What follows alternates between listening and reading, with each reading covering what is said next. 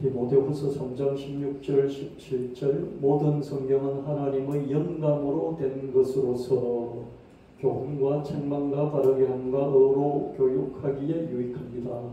성경은 하나님의 사람을 유능하게 하고 그 하나님의 사람에게 온갖 선한 일을 할 수 있게 하는 그런 유익한 좋은 것입니다.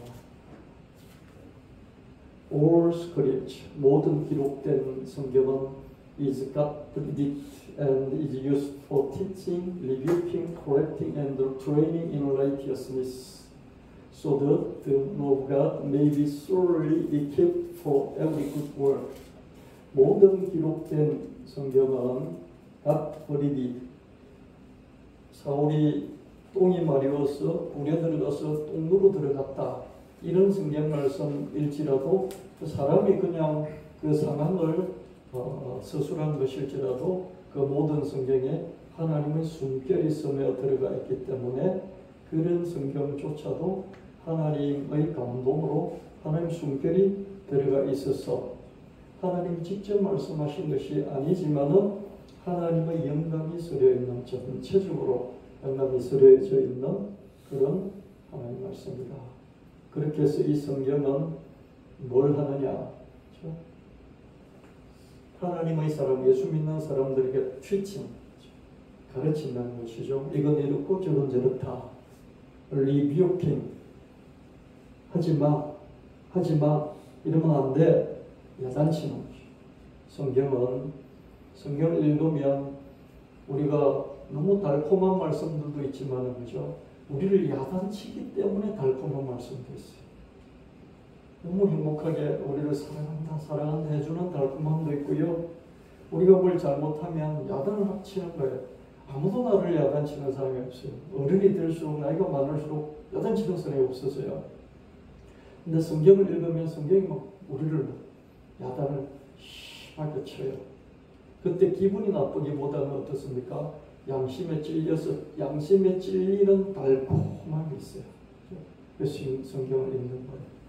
그 다음에 correcting은 뭐냐? 똑바로 해.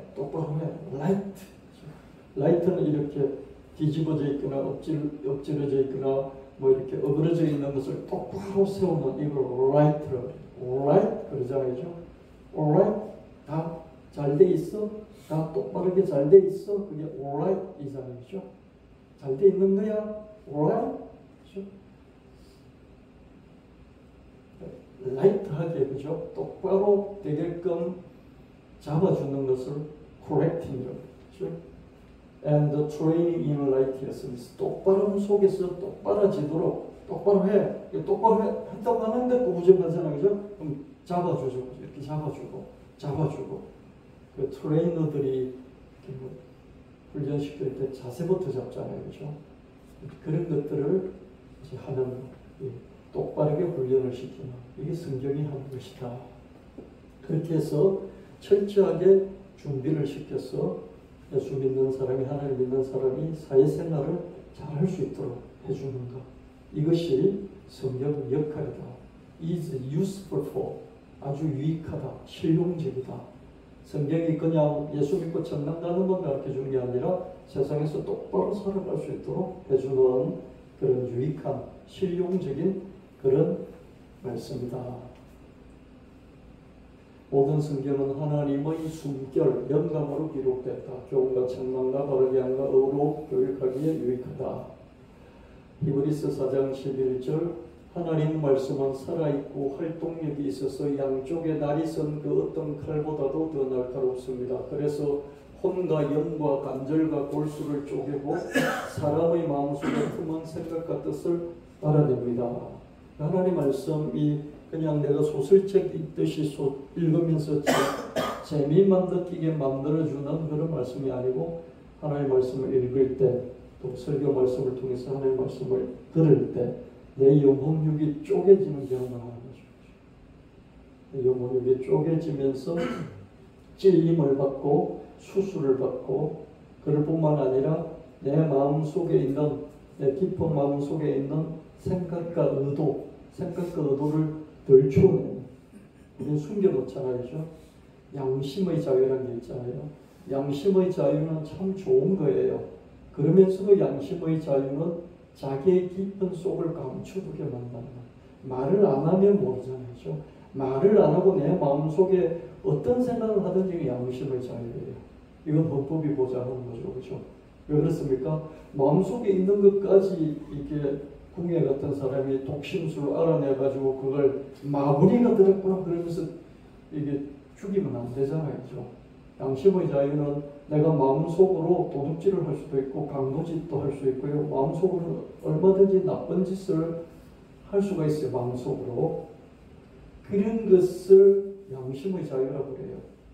내 양심으로는 내가 북한의 김정은을 좋아할 수도 있어요. 그렇죠? 윤석열을 좋아할 수도 있고 문재인을 좋아할 수도 있어요. 이게 양심의 자유예요. 근데 그게 밖으로 드러나는 순간에 어떻습니까? 반대자들이 생깁니다. 네가 김정은을 좋아하고 김정은을 찬양해? 간첩으로 엮였는지 감옥에 들어가겠죠. 그렇죠? 양심의 자유는 보장을 해줍니다. 근데 이 양심의 자유가 도덕적으로 윤리적으로 볼 때 잘못됐을 수도 있잖아요. 그렇죠? 남의 것을 뺏는 생각을 하고 있는데 양심의 자유가 보장되니까 안 드러나니까 겉으로 아무도 모르잖아요. 근데 성경을 읽으면 어떻습니까? 성경에서 그런 걸 자꾸 들추어내죠. 그렇죠? 그랬지. 이 마음속으로는 그렇지. 그렇죠? 예수님께서 가난한 여자를 돌로 쳐서 사람들 죽이려고 그러니까 뭐라고 그러니까 야, 네 죄 없냐? 죄 없는 자부터 먼저 돌 던지라. 그러니까 어떻습니까? 양심이 찔리잖아요. 그러니까 슬금슬금 다 도망을 갔다 뭐 이런 성경 말씀이 있지 않습니까? 하나님의 말씀은 우리 양심이 찔리게 해서 우리 마음속의 숨은 의도들까지 들추는 거죠. 그래서 이 세상에 성경책 앞에서 신사숙녀는 아무도 없습니다. 성경책 앞에서 목사도 교황도 어떤 신사숙녀도 어떻습니까? 다 까발리는 거죠. 남이 모를지라도 지가 성경을 읽으면 지는 까발리는 줄 알아요. 그렇죠? 성경은 이런 역할을 하고 있다. 자위날선 어떤 검보다도 예래요 홍과 영과 간절과 골수 영혼육을 찔러 쪼개서 새롭게 치료할 뿐만 아니라 우리 마음속 깊은 곳에 아무것도 모르는 숨은 의도까지도 들추어낸다. 남은 모를지도 지는 않아. 성경 읽으면 자기는 아는 거예요. 그런 역할을 한다. 그래서 성경을 여러분들이 읽으시는 게 좋습니다. 그렇죠? 매일매일 못 읽더라도요. 어느 날 성경을 꺼내서 일주일에 한 번 정도라도 꺼내서 읽을 수 있고 그러면 좋겠습니다. 달콤한 말씀도 있지만 어떻습니까? 양심을 찌르는 이런 말씀도 우리가 읽어야 될 줄 믿겠고요. 저는 설교를 매일 하지 않기 때문에 그죠? 여러분에게 양심에 막 찔리는 이런 설교보다는 여러분에게 다시 힘을 주는 이런 설교를 하기 때문에요. 양심에 찌르는 이런 것들은 제가 잘 못하잖아요. 그래서 여러분 스스로 하면서 자기 양심을 alright, correcting, training in righteousness, 똑바르게 훈련하는 이런 연습들을 해야 될 줄 믿습니다. 하나님의 말씀은 양날 검보다도 더 예리하여 영혼육을 찔러 쪼개고 마음에 있는 생각과 의도를 들추어냅니다. 성경은 우리 인생의 유익한 좋은 이야기 되지만 복잡하기도 하고 어렵기도 합니다. 일단 시간을 내야 되고요. 시간을 낼지라도요. 이 문장을 해석해낼 수 있는 그런 능력도 있어야 되고요.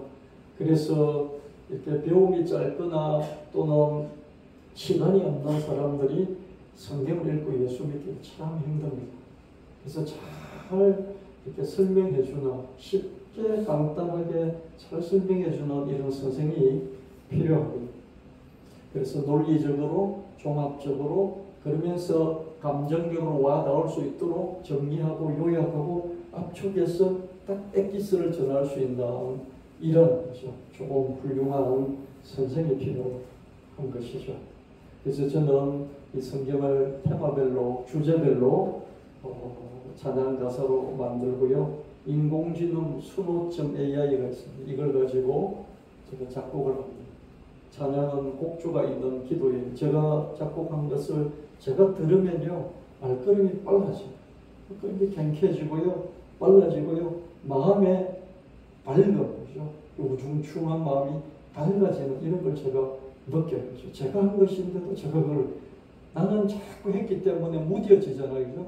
그런데도 제 마음이 밝아지고 경쾌해지고 발걸음도 빨라지고 그런 걸 느낄 수가 있었어요. 찬양 가사를 음미하면서 이런 마음으로 기도를 합니다. 기도를 하려고 해도요, 기도 줄이 안 잡혀요. 그죠? 우리 피곤하고 힘든데 기도 줄 잡다가 10분, 20분 가고 하루 이틀 가버리고 기도 아무것도 못하고 그럴 때가 많이 있지 않습니까? 그죠? 이걸 들으면 그냥 기도 줄이 다 잡혀요. 그래서 그냥 여기에 얹어서 마음으로 기도하면 되는 거예요. 여러분, 우리는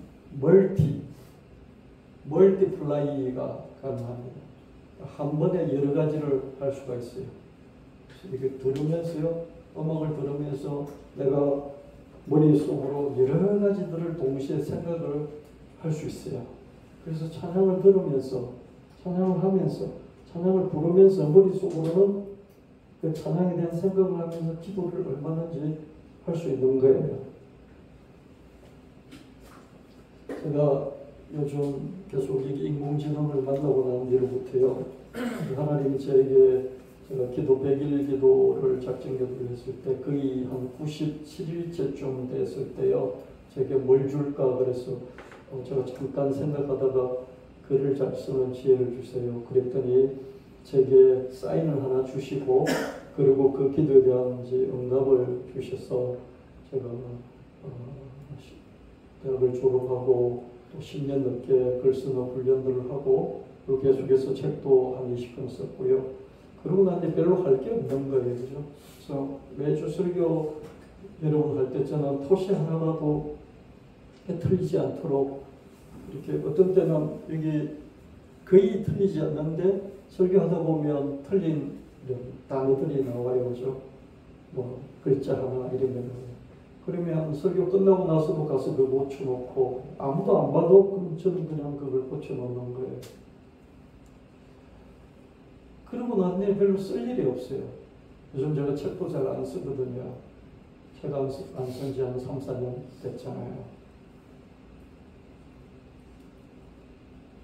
그러고 있는데 이제 인공지능이 급속도로 발달을 하면서 제가 동기부여를 받았어요. 이게 글 쓰는 것을 압축적으로 찬양 가사는 일종의 시잖아요. 온율이 있는 시지 않습니까? 온율을 맞춘 시잖아요. 이 설교 제가 어떤 데 보면 이 컷이, 그죠? 이 PPT 컷이 한 30컷 정도까지 가거든요. 30컷에서 40컷까지 가요. 그렇게 설교를 한 문장 쓰면 써먹을 데가 없어요. 근데 이걸 압축하면 다는 아니지만 설교 한 5번, 6번 중에서 한 번 압축해서 이거를 찬양 가사로 만들고 인공지능을 시켜서 찬양곡을 만들면 되겠구나. 그렇게 해서 제가 3월부터 슬슬 하기 시작해서 4월, 5월, 6월 3달 동안 했는데요. 이번 주도 한 3곡 정도 이렇게 만들고요. 지금 한 25곡 정도 만들어봤어요. 제게 동기부여가 되는 거예요. 제가 한참 옛날에 직장 다니면서 공부를 할 때요. 하도 책상에 앉아서 공부를 하니까, 그죠? 엉덩이가 다 흘러버렸어요. 엉덩이하고 사타구니가 다 흘러버렸거든요. 근데 요즘 또 그런 현상이 좀 나타나고 있어요. 책상에 이제 계속 이게 쓰기도 하고 고치기도 하고 또 이걸 곡을 이렇게 자꾸 선별도 하고 그리고 책상에 많이 앉아 있어야 되잖아요. 그랬더니 또 막 그런 현상들이 나타나는데요. 집중해서 뭔가를 생산해야 되는, 저에게는 요즘 옛날 같은 그런 공부할 때 같은 그런 행복한 그런 시간입니다. 그 결과물들을 저는 여러분들이 나누는데요. 그 나누는 이유가 뭐냐면요. 이 하나님을 믿는다는 게, 그죠? 너무 쉬워요. 예수 천당이에요. 그래서 시간도 못 내고 늘 피곤하고 힘든 사람은 예수 천당만 하고 겨자씨 하나님 믿음만 있으면 되도록 해놨어요. 근데 믿음이 자라려면요, 예수 천당, 불신지옥, 겨자씨 하나님 믿음, 요것만 가지고 믿음이 자라지는 않거든요. 믿음이 더 자라려면 성경을 알고 성경을 자꾸 공부를 하고 깊이와 넓이를 더해 가야 되는데 그러려면 시간을 투자해야 돼요. 시간은요, 먹고 살기 바쁜 사람은 1분 시간을 낼 수가 없어요. 저한테 있는 목사인 저에게 있는 건 시간밖에 없잖아요. 그죠? 저는 시간을 투자해서 이렇게 압축 요약해서 딱 제품을 만들어서 여러분에게 주면 여러분 가스 먹으면 되는 거죠. 그렇게 제가 만들고 있습니다. 그걸 계속해서 좀 나눠보기로 하겠는데요. 지난주에 이어서 지혜와 지식은 불가분리라는 여러분에게 우리 교회에서 정말 설교 많이 했죠. 그죠? 지혜와 지식은 때려야 뗄 수가 없다. 그건 제가 설교를 많이 했잖아요. 그죠? 기억하십니까? 다 분리시켜서 많이 가르치죠. 그죠? 목사님들이. 저는 분리가 아니다. 이렇게 많이 가르쳤고, 그걸 찬양곡을 하나 만들어 봤어요. 지혜가 제일이니 지혜를 얻으라. 잠언은 그렇게 말하죠. 그죠? 근데 또 이어서 지혜가 있는 사람은 힘이 강하대요. 잠언이 그렇게 말하고요. 또 지식 있는 사람은 힘이 강한데 그 강한 힘에다가 또 힘을 더해주는, 플러스를 더 시켜주는, 지혜가 있고 지식이 있으면 힘이 있는데 거기에다 힘을 더해주는 게 지식이라는 거예요. 지혜가 좋은 것이면 지식도 좋은 것이다. 목사님들이 어떻습니까? 지혜는 좋은데 지식은 버려야 돼요. 지식이 많은 사람들이 하나님도 안 믿고 자꾸 이것저것 따지고 그런다 그러면서 지식은 버리라고 그러잖아요. 그렇죠? 그리고 바울이 말한 초등학문을 버리고 우리가 세상 학문은 초등학문이다 그러면서 그런 것들을 곁들이면서 지식을 하찮게 여깁니다. 그러나 지혜와 지식은 불과 분리의 쌍둥이다. 지혜가 있는 곳에 항상 지식이 있다. 지혜와 지식을 서로 나누지 말고 지혜와 지식을 함께 모으고 함께 쓸 수 있어야 된다. 아멘. 이게 교회에서도 그래야 될 뿐만 아니라 세상에서도 그래야 돼요. 여러분이 하는 모든 일에서 지혜도 필요하고 지식도 필요한 거예요. 아멘. 신앙생활도 왜 지식이 필요하냐면요. 여러분 성경 한 번도 안 읽어본 사람보다는 성경 한 번 읽은 사람이 더 나아요. 낫다고 보장은 못하지만 나을 가능성이 더 큰 거예요. 아멘. 그렇잖아요.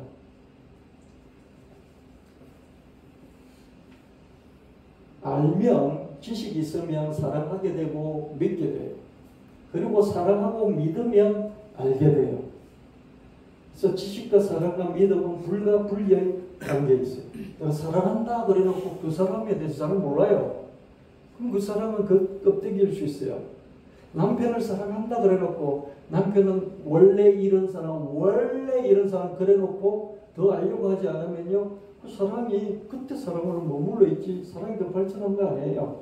아내를 사랑한다 그러면서 아내를 위해서 내가 이렇게 열심히 산다고 하면서 아내를 더 알아가지 못한다면 어떻습니까? 그럼 옛날 그때 사랑이 머물러 있는 것이죠. 그죠? 제가 최근 들어서 우리 집 사람 보고 제 아내에게 당신 약간 조증이 있는 것 같아. 너무 업되지 마. 좀 가라앉혀. 에너지를 다운시켜. 이런 말을 하곤 합니다. 제가 이런 말 하면 되게 기분 나쁠 수 있잖아요. 내가 무슨 조울증 환자야? 그럴 수 있잖아요. 이제 제 아내도 그걸 아주 가볍게 받아들고 내가 좀 조증이 있는 것 같아. 좀 다운시킬게. 그러거든요. 업이 되면 막 이것저것 한꺼번에 몸 상할 줄 모르고 막 다 여러 가지를 한꺼번에 하는 것 같은 얘기죠. 그래서 제가 좀 다운시켜. 조증이 약간 있는 것 같아. 이런 말을 해요. 이전엔 제가 제 아내에게 조증이 있는 줄 몰랐어요. 그러니까 약간 조증기가 있는 것 같아요. 그래서 다운 그래요. 그럼 제가 이전에는 몰랐던데 이게 있었으니까 알았으니까 조금 더 그 부분에 있어서 이해하고 사랑할 수 있는 부분이 생긴 거잖아요. 그렇죠? 그래서 아는 것은 사랑으로 또 믿음으로 발전이 되고요. 또 믿고 사랑하면 좀 더 알고 싶고 하는 것이죠. 이게 아는 것이 지식이거든요. 지식이 사랑과 믿음에 같이 맞물려서 가는 거죠. 그래서 지식과 사랑과 믿음은 불가분리이고요. 아는 것만큼 사랑하고 믿게 되고요. 사랑하고 믿는 것만큼 알게 돼요. 그래서 지식과 사랑과 믿음은 상호작용을 하는 거예요.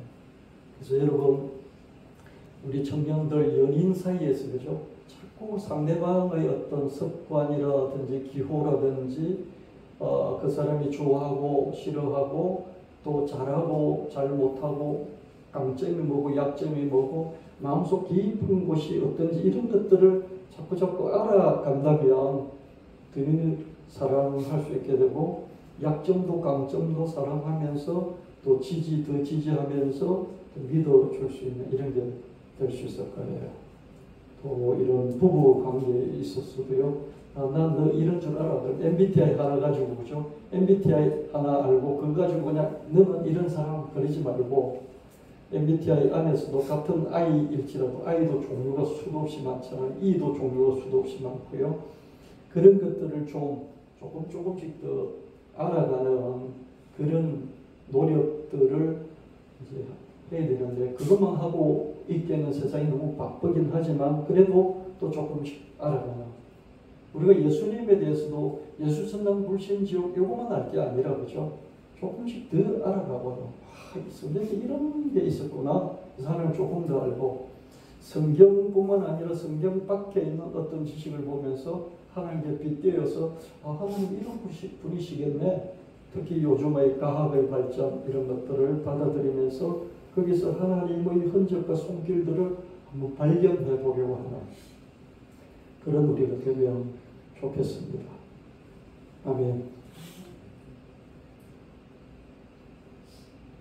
세상은 자꾸 변하지 않습니까? 그죠? 우리가 보는 지금 태양은 이렇게 딱 볼 때 8분 전의 태양이라고 그러잖아요. 그죠? 빛이 오는 속도 계산 그때 8분 전 뭐 이렇게 대략 이야기를 하더라고요. 정확히 안드로메다에 있는 태양 같은 별은 우리가 딱 보면서 저 별 그럴 때 어떻습니까? 그 별은 한 100만 년 전의 별을 우리가 지금 보는 거잖아요. 계속 흘러가고 바뀌어요. 그래서 알아가는 것도 멈추면 안 될 것 같습니다. 주님은 지혜와 지식의 근본이 되신다. 주님을 알되 사랑하고 믿고 주님을 믿고 사랑하되 주님을 또 알아가고 주님은 지혜와 지식의 근본 주님을 알고 사랑하고 믿자. 아멘. 주님을 사랑하고 믿는 것만 가지고 안 되고 또 계속 알아가야 된다. 이런 말씀. 그래서 지혜와 지식은 불가분리, 지혜와 지식은 상호작용, 지혜와 지식은 쌍둥이 이런 내용을 제가 설교를 여러 번 했는데 또 이렇게 정리해서 압축해서 여러 번 이렇게 말씀드리니까 훨씬 더 손에 잡히죠. 그죠? 예. 그래서 여러분 사모간에 조금씩 그죠?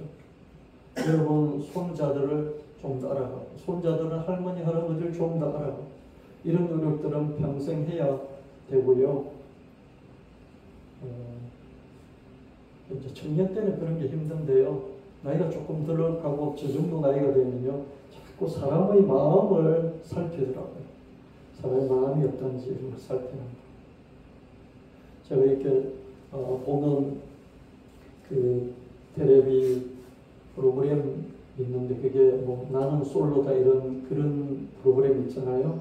그런 걸 봐요. 그게 사람들의 마음이 적나라하게 나와요. 깊이 있던 마음이 팍팍 드러나서 보이는 거예요. 말로, 표정으로, 행동으로 다 보이는 거죠. 그런 걸 볼 때 그죠? 그 사람 얼굴에만 제가 몸매가 날씬하다, 참 예쁘다, 참 멋지다, 잘생겼다 이런 것만 보이는 것으로 끝나지 않고 그 안에 있는 마음을 읽는 그런 재미가 있는 거예요. 마음을 읽고 나면요. 그 사람을 이해하면서 이해 안 됐던 것도 이해하면서 사랑하는 마음이 생겨요. 그런 게 참 귀하더라고요.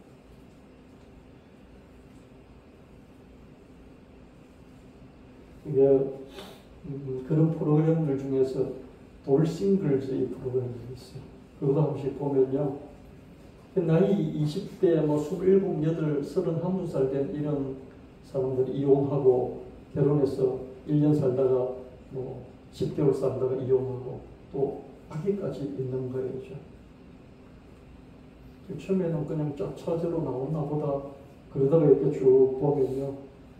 그들의 삶 속에 얼마나 엄청난 아픔이 있는지 그걸 말 안 하면 안 드러나거든요. 그런 말들 속에서, 표정 속에서 그런 게 드러날 때 그 사람에 대해서 깊은 이해를 하면서 더 사랑스러워지는 이런 걸 발견하게 되고, 얼굴이 예쁘다, 몸매가 예쁘다, 참 잘생겼다, 멋지다, 키가 크다, 이런 것, 그게 머물지 않는 거죠. 그래서 알아가는 것이 사랑과 믿음에 서로 상호작용을 하는 거다. 그걸 여러분들이 꼭 기억을 하시면 좋겠고요. 하나님과 우리 관계도 마찬가지다. 그래서 하나님을 알려고 노력하는 사람을 하나님이 좋아하실 수밖에 없어요. 그죠? 여러분 노력해야 돼요. 알려고 노력을 해요. 그럼 지혜는 뭐냐? 그럼 지혜는 뭐냐면요. 지혜는 이거구나 깨닫는 거예요. 이건 암병이네. 이건 암이야. 라고 판단을 내리는 거예요. 나는 진단을 하고 이건 암 1기야. 이건 암 3기야. 이런 게 지혜입니다. 그럼 지식은 뭐냐? 암 1기니까 이건 이렇게 수술하고 이건 이 약물을 넣어서 치료하고 이런 구체적인 방법, 이게 지식입니다. 암이 아닌데 암이라 그래서 인생을 망치는 사람들도 간혹 있고요. 그거는 지혜가 없는 거죠. 그죠? 근데 암인데 암 아니라 그래가지고 오래 끌어서 이렇게 암이 더 심해지는 이런 경우도 있고, 이것도 어서가 지혜가 없는 거죠. 그렇죠? 근데 똑같은 걸 보더라도 암이다 아니다를 이렇게 보고 판단하는 그 능력, 그게 지혜입니다. 그럼 지식은 뭐냐? 암이다 그랬을 때 그걸 약물 치료할 것인지 방사선 치료할 것인지 수술할 것인지 수술하면 어떤 방식으로 할 것인지 이런 게 지식이에요. 그 지혜와 지식은 늘 함께 있어야 완전해지죠. 그죠? 아멘? 네. 세상 모든 것에 지혜와 지식이 똑같이 적용이 되고 있다. 어떤 사람은 지혜가 있는데 지식이 없어요. 어떤 사람은 지식은 많이 있고 수술을 너무 잘해요. 근데 이게 암병인지 아니건 잘 몰라요. 그럼 지혜가 없는 거죠. 제가 최근에 전립선이 오랫동안 좀 나이 들면 다 그렇잖아요. 그래서 병원에 갔더니 검사를 2개를 받고 그래도 의사가 자꾸 고개를 흔들고 자꾸 물어보는 거예요. 그래서 저는 이거 좀 이렇고 저렇고 이렇게 좀 문제가 있는 것 같습니다. 그런데 의사는 또 물어보다가 안 되니까 검사를 또 하나 더 해요. 그러면서도 결론을 안 내리는 거예요. 그래서 저는 이 의사가 진짜 백이었구나 그런 생각이 들었어요. 이겁니다. 아닙니다. 빨리 판단 안 내리고요. 이렇게 진짜 판단 내리려고 신중하게 계속 알아보는. 그래서 한 번 더 오라 그랬어요. 그래서 이 여사는 가짜 방송이 아니구나 그런 생각이 들었어요. 빨리 판단하지 않고 정확한 판단을 하기 위해서 지혜를 자기는 계속 나한테 묻는 거예요. 물음을 또 묻고 계속 그래요. 진짜 그랬냐고 묻고. 그래서 이 여사는 참 괜찮은 의사였구나 그런 생각이 들었어요. 판단을 잘 하기 위해서 지혜를 총동원을 하는 것이죠. 자, 지혜와 지식은 불과 분리를 만들어봤고요. 주님을 사랑하고 믿고 알 뿐만 아니라 알고 사랑하고 믿자. 그렇죠? 내 자존감과 효능감의 근거. 저희는 청년들을 생각하면서 만들었다고 그랬잖아요. 친밀하신 주님, 실수해도 나는 나, 따뜻한 주님, 실패해도 나는 나, 도우시는 주님, 성공해도 나는 나. 진실하게 무조건 긍정하시는 주님, 진실하게 무조건 수용하시는 주님, 진실하게 무조건 지지하시는 주님. 주님 안에서 나는 자존감 100%, 주님 안에서 나는 효능감 100%, 주님 안에서 무엇이든지 나는 할 수 있고, 내가 더 잘하게 하고 싶도록 만드시는 주님, 내가 더 드리고 싶게 만드시는 주님, 더 잘할게요 주님, 더 드릴게요 주님, 내가 더 잘하고 싶게 하시는 주님, 내가 더 드리고 싶게 하시는 주님. 자존감은 뭡니까? 자존감, 내가 귀하구나 하는 자기 인식이에요. 자기 감정이 자존감이에요. 효능감 뭐예요? 내가 잘하고 있네. 내가 하기만 하면 잘 해내자. 내가 지금 불안하고 좀 마음이 걱정이 되고 힘이 들지만은 그래서 내가 준비를 잘해서 딱 일단 무대에 서면 여기 잘 해내잖아. 이 효능감. 불안하지. 내가 막 초조하지. 긴장도 되지. 내가 막 실수할 것 같지. 또 연습하고 딱 준비해서 사람들 앞에 서서 해내면 딱 잘 완수해내잖아. 난 이제라도 잘했고 지금 잘할 수 있어. 이게 효능감. 그 사람이 자존감도 있고 효능감도 있어야 생활을, 직장이든지 학교든지 생활을 잘할 수 있어요. 그래서 우리가 살다 보면 자기가 자기를 알잖아요. 자기 시커먼 속, 더러운 속, 아주 어지러운 속, 혼란스러운 자기 속마음을 자기도 알고 있고, 또 살아오면서 실패했던 것, 실수했던 것 많이 있어서 자기가 자기를 알잖아요. 그럴 때 어떻습니까? 아주 우울해지고요. 자기가 자기를 들춰보기가 싫어질 때가 있어요. 그러나 하나님이 아들을 세상에 보내시고 아들이 나를 위해서 십자가 돌아가시면서 내 죄를 다 용서하시고 나를 받아주시고 자기 아들은 십자가 내주시고 나는 그 십자가 아들을 통해서 다시 자기 품으로 받아주신 이 하나님의 사랑을 생각할 때 거기서 나의 자존감을 회복시키는 근거를 찾고 그 예수님 안에서 나는 예수님이 이렇게 나를 지지하시니 나는 예수님 안에서 무엇이든지 할 수 있다는 이런 자신감과 자존감과 이런 효능감을 갖게 되는 것이죠. 그래서 드디어 나는 죄인이구나, 나는 쓸모없구나, 나는 이렇게 주님 앞에서 추악한 타락한 인간이구나 하는 그것을 넘어서 어떻습니까?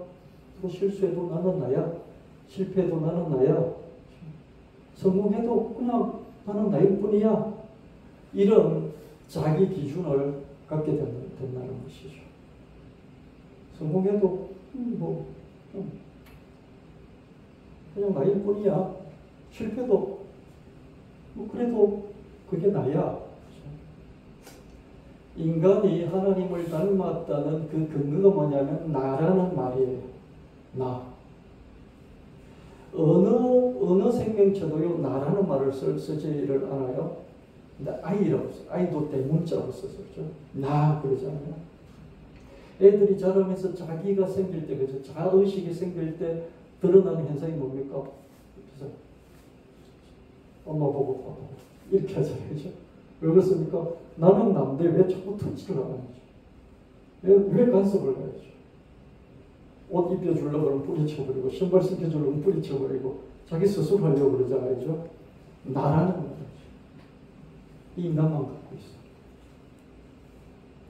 하나님이 당신의 명함을 좀 주십시오. 명함을 받아야 알겠습니다. 그렇죠? 우리도 이렇게 서로 만나서 사회생활할 때 가장 먼저 명함을 주고받잖아요. 그렇죠? 명함을 주고받으면 어떻습니까? 명함 가지고 어느 정도 그 사람을 손에 딱 쥘 수가 있어요. 삼성 SDS 전략 팀장이시구나. 그래서 딱 손에 잡아요. 그죠? 그만큼 알지 못하죠. 그만큼 손에 잡잖아요. 그래서 다 명함을 받고 싶어요. 그래서 모세 보고 하나님이 만나가지고 야 무릎 꿇어 그러니까 모세가 누구십니까? 명함 좀 주십시오 그러잖아요. 그랬더니 하나님 명함을 주시되 뭐라고 구두 명함을 주십니까? 응 나야 그러시잖아요. 하나님이 당신 누구세요? 명함 좀 주세요 그러니까 하나님이 응 나야 그랬습니다. 나라는 말이 하나님의 뜻이 야훼 여호와가 뭐냐면 응 나야 그게 하나님 성함입니다. 그 하나님을 닮아서 우리도 나야라는 그런 게 있어요. 그래서 여러분 너무 나야 나 그러면 좀 고집스럽고 교만해 보이기도 하지만은 이렇게 많이 마음이 꿀꿀해지고 스스로 이렇게 막 우울해지고 그럴 때는 어떻습니까? 나야 나 하는 게 어떻습니까? 자기를 딱 바로 세워주는 힘이 되죠.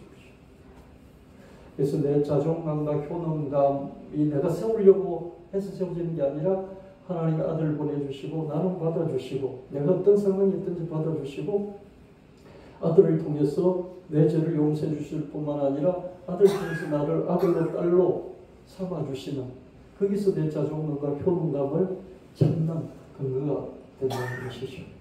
아멘. 이런 기준들을 확실히 세우고 사시는 여러분 되시기를 예수님 이름으로 축원합니다.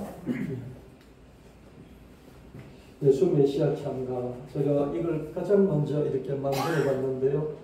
예수님은 메시아이시다. 예수님은 기름 부은 하나님의 왕이시고 태생 말씀이시고 창조의 말씀이고 사람이 말씀이 인간이 된 그런 말씀이시다. 예수 메시아 예수 그리스도는 하나님 나라를 이 세상에 알려주시고 또 공생의 동안에 복음 기쁜 소식을 전해주시고 십자가를 지시고 우리에게 구원의 길을 열어주셨다. 예수님 그리스도는 부활하시고 성천하시고 하나님 보좌 우편에 있으시면서 앞으로 재림하실 것이고 이 세상의 악을 심판하실 것이다. 예수님은 만왕의 왕이시고 만주의 주가 되시며 최후에는 결국에는 심판하실 것이다. 우리를 사람으로 다 받아주시지만 결국은 심판을 하실 것이다. 이 예수 그리스도는 사탄과 짐승을 잡아서 불과 용못에 집어 던지고 최후의 승리를 거두실 것이다. 지옥은 여러분 평범한 서민을 가두려고 감옥을 만든 게 아니고 악인을 가두려고 감옥을 만들었는데 살다 보니 선한 국민들이 딸려서 그죠? 악에 물들어서 감옥에 가기도 하잖아요. 지옥도 하나님이 우리를 집어넣으려고 지옥을 만드신 게 아니라 사탄과 짐승과 그 무리들 악한 세력들을 집어넣으려고 지옥을 만드셨는데 그 악한 무리들이 가만히 있지 않고 활동을 많이 하다 보니까 그게 얽혀서 들어가는 사람들도 있게 되는 것이죠. 아멘. 살인마들이 보면 자기 애인을 찾아가잖아요. 그죠? 탈옥을 해가지고. 그럼 애인이 잘못한 게 없잖아요. 그런데 그 살인마하고 엮이니까 어떻습니까? 방조죄로 감옥에 들어가기도 하잖아요. 그죠? 그런 것처럼 사단과 그 짐승은 이 세상의 악한 왕을 가리켜요. 그 악한 왕들을 심판하시기 위해서 하나님이 지옥을 만드셨는데 저와 여러분도 거기에 걸려들면 어떻습니까? 그 지옥에 갈 수도 있다는 말이죠. 우리를 위해서 지옥을 만드신 게 아니라 그런 사탄과 귀신들과 악령과 그 악한 왕들을 위해서 만든 이 지옥이 우리에게도 해당이 될 수도 있다는 거죠. 네, 그런 말씀입니다. 예수 메시아 새하늘과 새 땅 새 예루살렘 이루시고 생명수 샘물을 우리에게 주십니다. 하나님의 맏아들이 되시고 외아들로 왔지만 이제 맏아들이 되시고 우리는 형제와 자매로 받아주시고 그 가족의 사랑으로 영원한 대가족을 이루고 사는 우리가 된 줄로 믿습니다. 그래서 예수 메시아 예수님은 최후의 심판을 하실 것이고 최후의 승리를 거둘 것이다. 이런 내용이죠. 예수님에 대해서 제가 압축적으로 처음부터 끝까지 좀 요약을 해서 정리를 이렇게 한 예수 메시아 참가 이렇게 지어봤고요. 성경 66권 이건 좀 변정학적인 건데 변정이라는 것은 뭐냐면요. 누가 공격을 하면 이렇게 방어를 하는 물리적으로 방어를 하는 이거 변정이라고 해요. 너에 대해서 막 이론적으로 공격해 들어오잖아요. 탁탁탁탁 막아내는 이게 변정이에요. 성경 66권에 대해서 수많은 공격들이 있어요. 이게 소설책이라느니 이거는 무슨 중동 사막 신을 섬기는 신하라느니 창세기부터 요한계시록까지 이게는 수많은 이게 소설로 뒤범벅이 되어 있다느니 이런 공격들이 많아요. 그럴 때 이렇게 막아내는 이걸 변정이라고 해요. 변정적인 그런 관점에서 성경 66권을 써봤습니다. 성경은 하나님의 말씀이고 구원의 말씀이고 영생의 말씀이고 성경은 과학책이 아니다. 성경은 역사책도 아니다. 경영책도 아니다. 성경을 자꾸 과학으로 보려고 하고 성경을 계속 역사로 보려고 하고 성경을 이렇게 경영학적인 관점에서 자문을 읽으면 부자가 되고 이런 얘기를 하는데 그건 아니다. 성경은 예수 메시아 하나님 나라 십자가 구원에 대해서 말씀하고 있고 성경은 부활은 부활인데 영적 부활을 주장하는 사람들 있어요. 영이 부활한 것이 육체가 부활한 게 아니라 육체가 부활해가지고 어떻게 쭉 우주를 넘어서 천당으로 가느냐 이거죠. 심적 부활은 뭐냐면 우리 마음속에 예수님 부활하신 것이다. 이렇게 말해요. 근데 우리는 육체 부활이다. 성경에서 말하는 부활은 육체 부활이다. 육체가 영광스럽게 변화되고 우리도 육체 부활할 것이다. 성경에는 바다가 열리고 그죠? 모세의 출애굽 바다 열리고 여호수아가 태양을 멈추게 하고 또 예수님 마귀를 떠나게 했잖아요. 이건 전부 다 신화로 보는 거예요. 이건 소설이라고 보는 거예요. 소설. 실제로 일어나는 소설로 보는 거예요. 그러나 이것은 사실이다. 그렇게 저는 이제 여러분에게 말씀드리고요. 성경 영지주의 아니고 영지주의는 뭐냐면요. 예수님 믿고 하나님을 믿되 하나님이 많이 있는 중에 하나님 믿고 예수님이 많이 있는 중에 예수님 믿고 이 하나님이 우리 가운데 영을 주셨는데 이 영을 깨닫는 것이 구원이고 영을 깨달아서 자기 안에 있는 영, 이 영을 바로 세워나가면 내 안에 하나님, 사람이 하나님이다. 오신 예수 그리스도가 내 안에 계시고 내가 곧 예수다. 내가 하나님이다. 이게 영지주의. 영지주의는 그래서 기독교 이단 중에서 가장 위험하고요. 초대교부부터 시작해 지금까지도 영지주의는 없어지지 않고 계속 있습니다. 그 다음에 세대주의 아니고 세대주의는 뭔가 관계로 자꾸 나누고 극단적인 그런 종말론까지 가는 좀 위험한 신학인데 모든 보수 교단의 세대주의 이런 성경 해석이 많이 들어와 있고요. 탈신화가 뭐냐면요. 창세기부터 요한계시록까지 기적 뭐 500년의 기적 이런 것들은 전부 다 신화적인 요소로 사람들이 꾸며낸 것이지 실제 팩트 사실은 아니다. 이게 탈신화입니다. 그게 아니라는 거겠죠. 그리고 성경은 종교다원은 저기 백두산 꼭대기에 올라가는데 길이 여러 개예요. 불교를 믿어도 부처를 믿어도 마호멧을 믿어도 공자를 믿어도 결국 꼭대기까지 올라간다. 이게 종교다원이에요. 예수만 믿어서 되는 게 아니다. 창조과학은 이게 성경 창조를 전부 다 과학으로 이해를 했어요. 6일 동안 이 우주가 창조됐고 또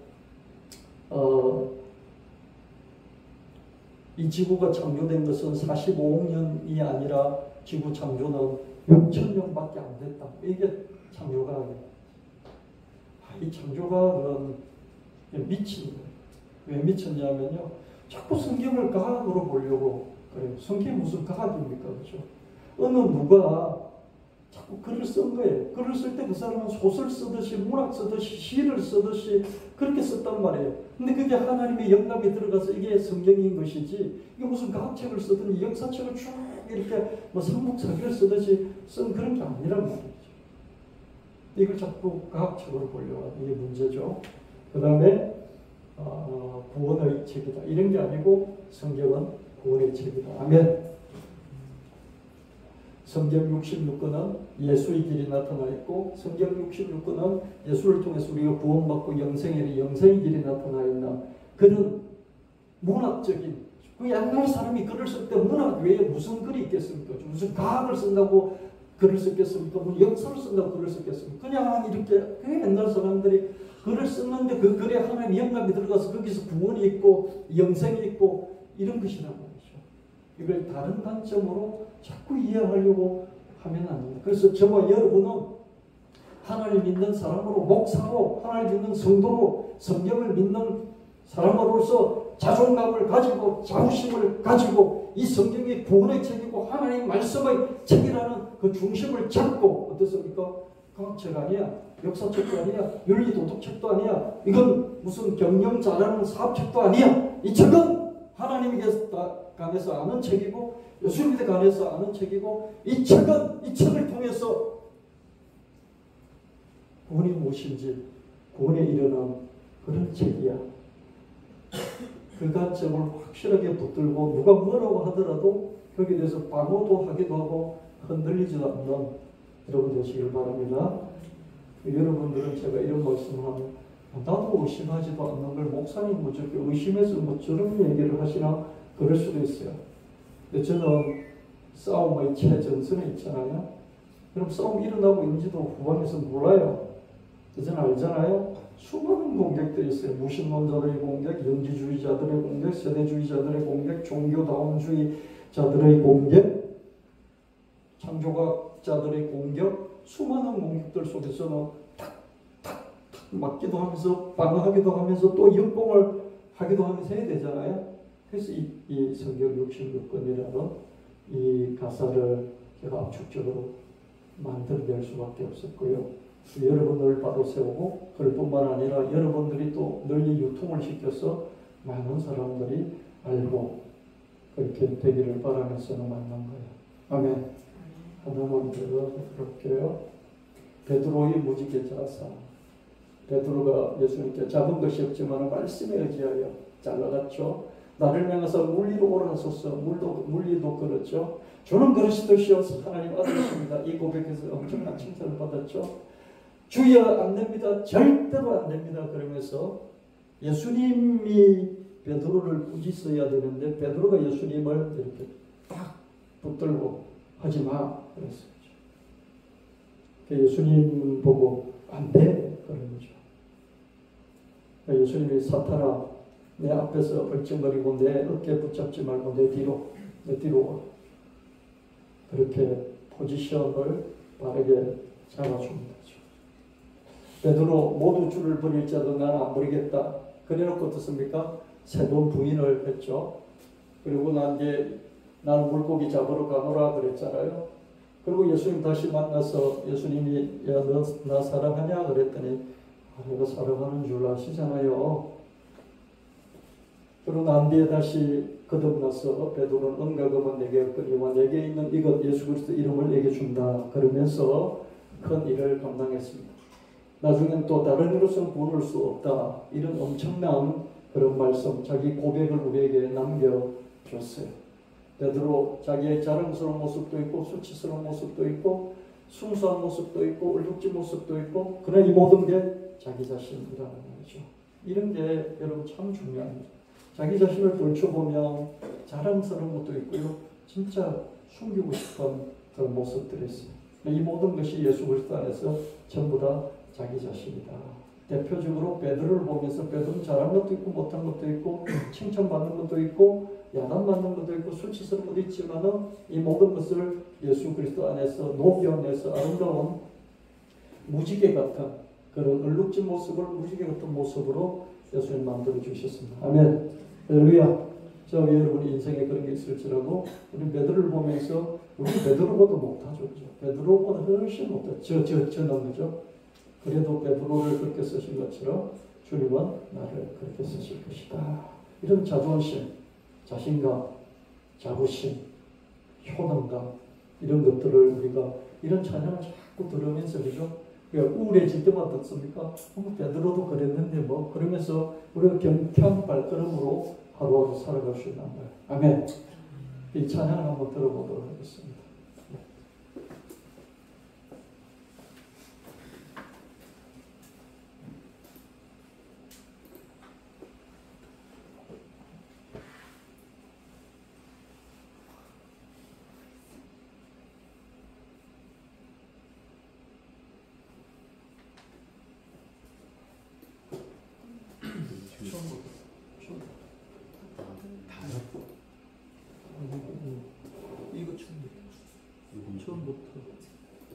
처음부터 눌러주시면 돼요. 여기까지 다.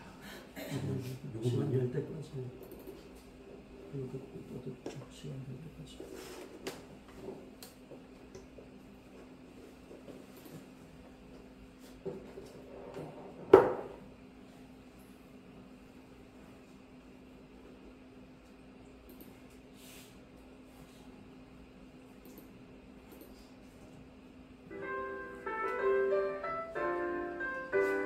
지혜가 제일이 지혜를 얻으라. 지혜가 있는 사람은 힘이 강하고 지혜 있는 사람은 힘을 더하고 지혜가 좋은 것이면 지식도 좋은 것. 지혜와 지식은 불가분리의 쌍둥이. 지혜가 있는 곳에 항상 지식도 있지. 지혜와 지식을 서로 나누지 말고 지혜와 지식을 함께 구하라.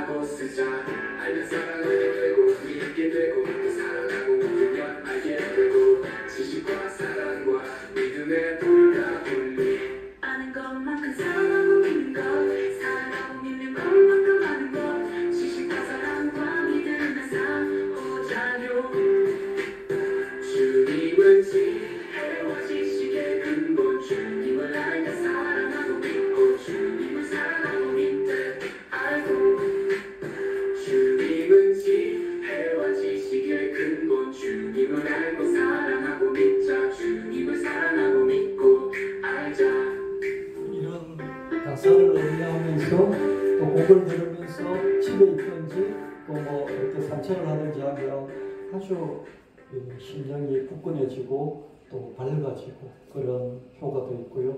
그러면서 지혜와 지식을 함께 구하는 거죠. 그런 우리를 발견할 수가 있습니다. 그 다음 그도 보시겠습니다.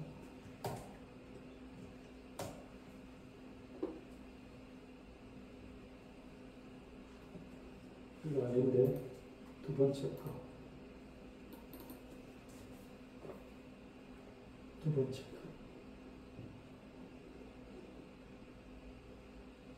예, 그거. 예, 맞습니다.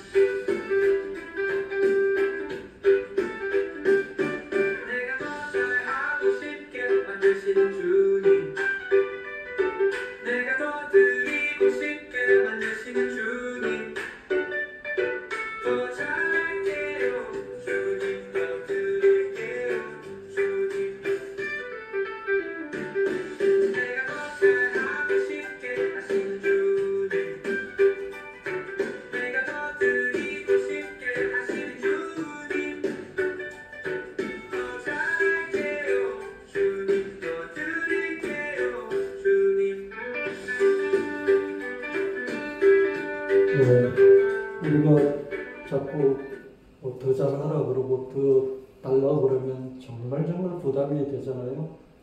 근데 그 전에 무조건 지지하고 긍정하고 사랑해주는 그런 대상이 있어서 그게 목사든 뭐 부모든 그게 남편이든 아내든 그런 대상이 있으면 어떻습니까? 더 잘해야지. 내가 더 드려야지.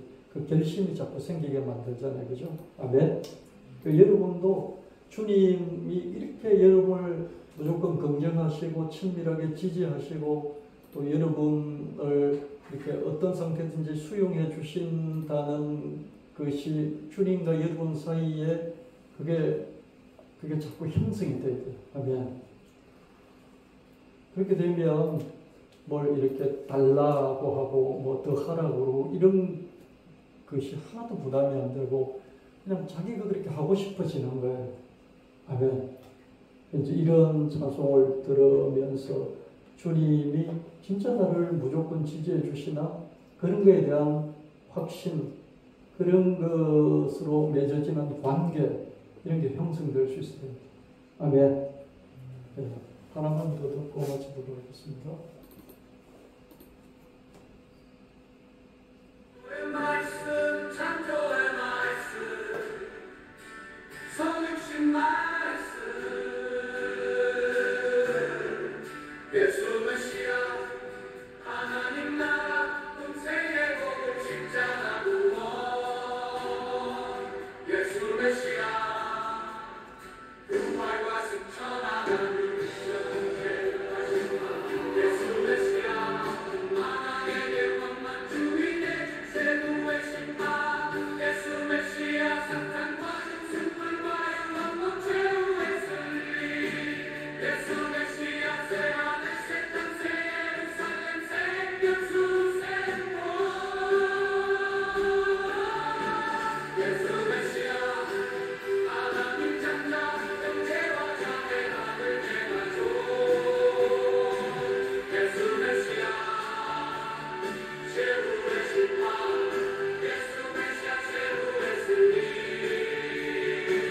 예수님께서 압축적으로 정리된 1억을 가지고요. 여러분이 정리를 하실 뿐만 아니라 사람들에게 예수님이 이런 분이야라고 이런 복을 하나 주면서 어떻습니까? 설명을 이렇게 해줄 수 있는 여러분이 되셔야